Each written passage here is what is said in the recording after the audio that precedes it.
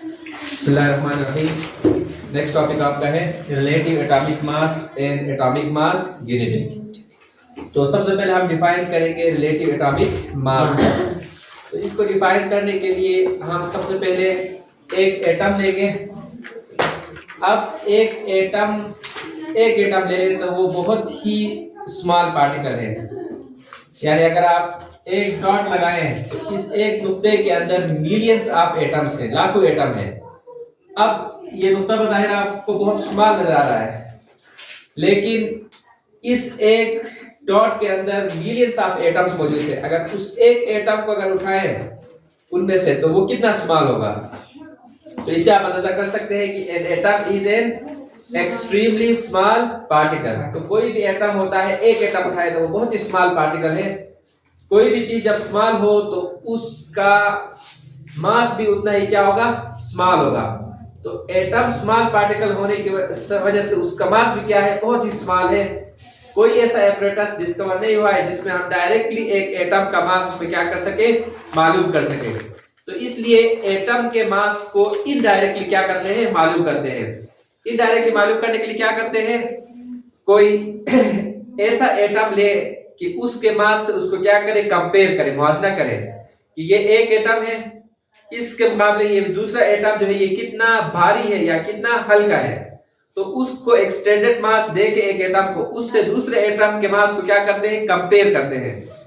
अब उस कंपैरिजन के लिए भी बहुत सारे एलिमेंट आप ले सकते हैं, लेकिन इंटरनेशनल साइंसदानों ने मिल के एग्रीमेंट के थ्रू उन्होंने एक एलिमेंट दिया।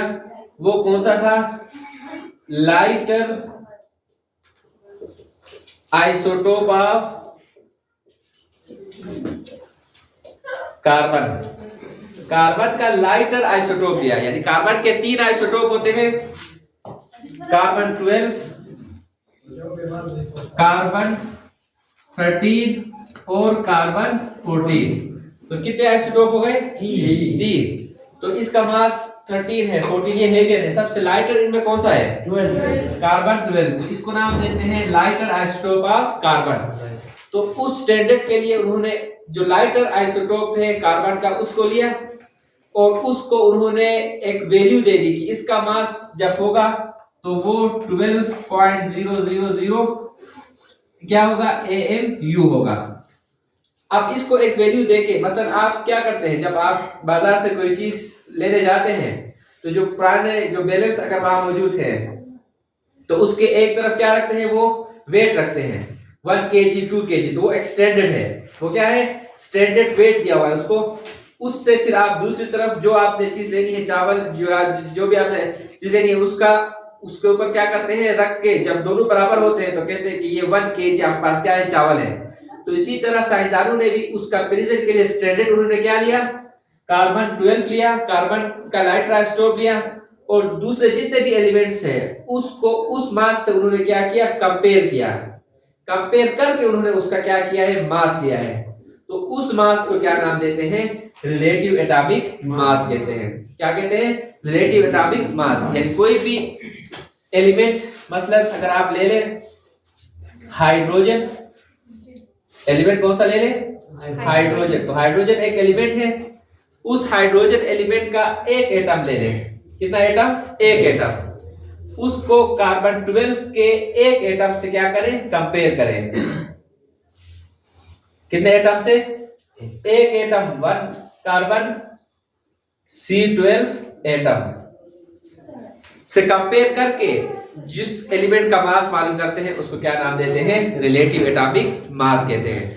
तो relative atomic mass is the mass of an atom of an element relative to the mass of 1 carbon 12 atom.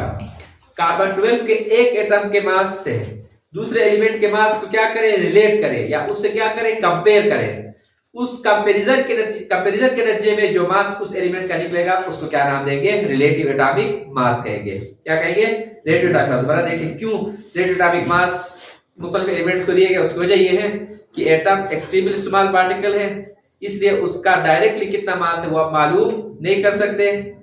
इसलिए उन्होंने क्या किया, उसको कोई ऐसा apparatus जिसमें आप उन दोनों को कंपेयर करके क्या कर सकते हैं, मालूम कर सकते हैं। तो उस कंपैरिजन के लिए भी बहुत सारे हर एलिमेंट ले सकते थे, लेकिन साइंसदानों ने एग्रीमेंट करके किस एलिमेंट को लिया, लाइटर आइसोटोप ऑफ कार्बन 12। तो इस कार्बन 12 को उन्होंने एक वैल्यू दे दी कि इसका मास कितना होगा, 12.000 MU होगा, और उस मास से फिर दूसरे एलिमेंट के मास को क्या किया, कंपेयर किया। बैलेंस के एक तरफ कार्बन 12 को रखा, दूसरी तरफ क्या रखा, दूसरे एलिमेंट। मास उससे क्या होंगे, भारी होंगे, मास उसके क्या होंगे, हल्के होंगे।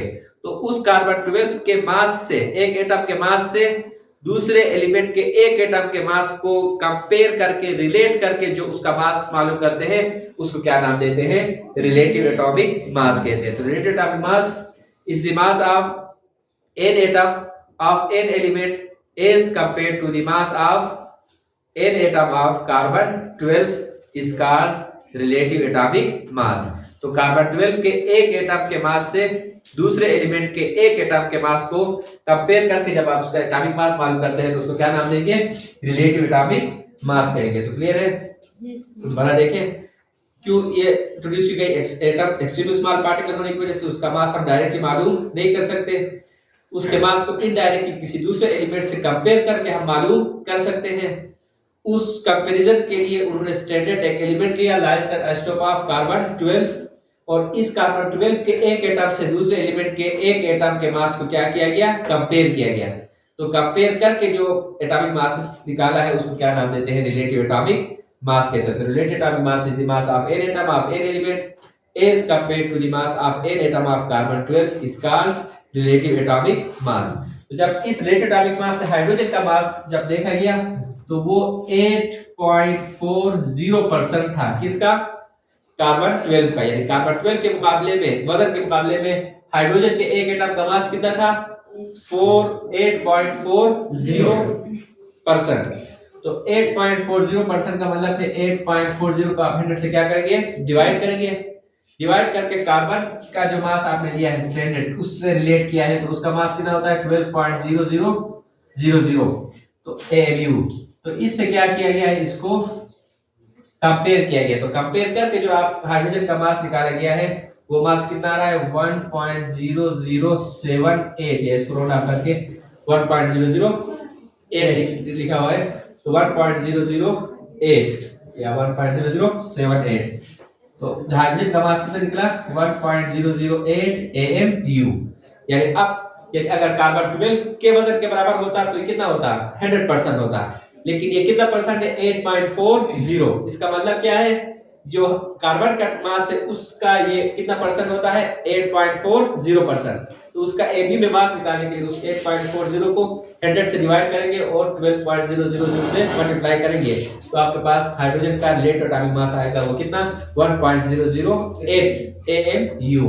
अब AMU क्या है, AMU एटॉमिक मास यूनिट, ये यूनिट है ऑफ रिलेटिव एटॉमिक मास। ये किसकी यूनिट है, रिलेटिव एटॉमिक मास की यूनिट है। इसको किस तरह डिफाइन करते हैं, अब अभी हमने कहा कि कार्बन के मास को कितना AMU दिया, 12 AMU।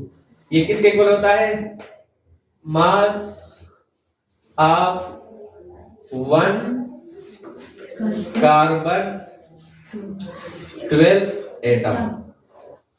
या कार्बन 12 का अगर आप सिंबल यूज करें तो मास ऑफ 1 कार्बन 12 एटम, ये किसके इक्वल होता है, AMU, 12 AMU के इक्वल होता है। अब आपने 1 AMU को डिफाइन करना है, तो 1 इससे 1 मल्टीप्लाई हो रहा है, तो 1 में 12 मल्टीप्लाई भी आएगा, 12 ही आएगा। तो उस 1 को इधर रखें AMU के साथ, और जो 12 है वो दूसरी तरफ जाके क्या होगा, डिवाइड होगा। मास ऑफ 1 कार्बन 12 डिवाइडेड बाय 12। इसको इस तरह करें, 1 AMU इज इक्वल टू, इधर भी 1 इसके साथ मल्टीप्लाई हो रहा है तो 1 मल्टीप्लाई ही आएगा, तो इस 1 को अलग बाहर निकाल, 1 divide by 12 multiply by mass of 1 carbon 12 atom. अब इससे 1 AMU को आप डिफाइन करेंगे। 1 AMU को क्या करेंगे, डिफाइन करेंगे। कैसे डिफाइन करते हैं, it is the 1/12 part. 1 divide by 12 का क्या मतलब है, 1/12 part. It is the 1/12 part of mass of one carbon 12 atom, यानी कार्बन 12 के एक एटम के कितने हिस्से को 12वें हिस्से को, यानी कार्बन का मास कितने हिस्सों में डिवाइड करें 12 इक्वल पीसेस में डिवाइड करें और उसमें से एक पीस क्या करें अलग करें। तो वो एक पीस यानी वो एक पीस 12 का कितना पार्ट होगा 1/12 पार्ट। तो 1 AMU कितना होता है कार्बन एटम के एक मास के 12वें हिस्से को क्या नाम देते हैं 1 AMU कहते हैं। तो 1 AMU atomic mass unit is the unit of relative atomic mass. It is defined as it is the 1/12 part of mass of one carbon 12 atom. तो एक कार्बन 12 एटम के मास के 12वें हिस्से को क्या नाम देते हैं 1 AMU कहते हैं। तो इसी तरह जिस तरह इधर आपने किसका रिलेटिव मास मालूम किया कंपेयर किया तो कितना परसेंट आया 8.40%। इसी तरह दूसरे एलिमेंट्स के मासेस को भी क्या किया गया कार्बन 12 के मास से कंपेयर करके रिलेटिव एटॉमिक मास उनके मालूम किए गए हैं।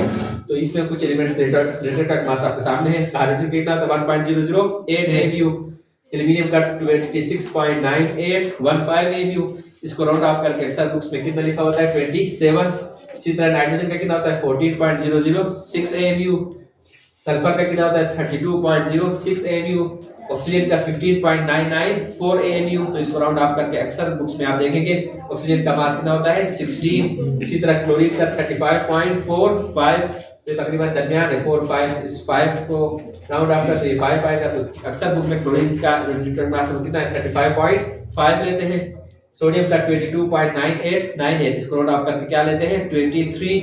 आयरन का क्या होता है 55.84 AMU। तो ये मुख्तलिफ एलिमेंट्स के रिलेटिव एटॉमिक मासेस मालूम किए गए हैं कैसे उसको कार्बन 12 के मास से कंपेयर करके। तो ये रिलेटिव एटॉमिक मास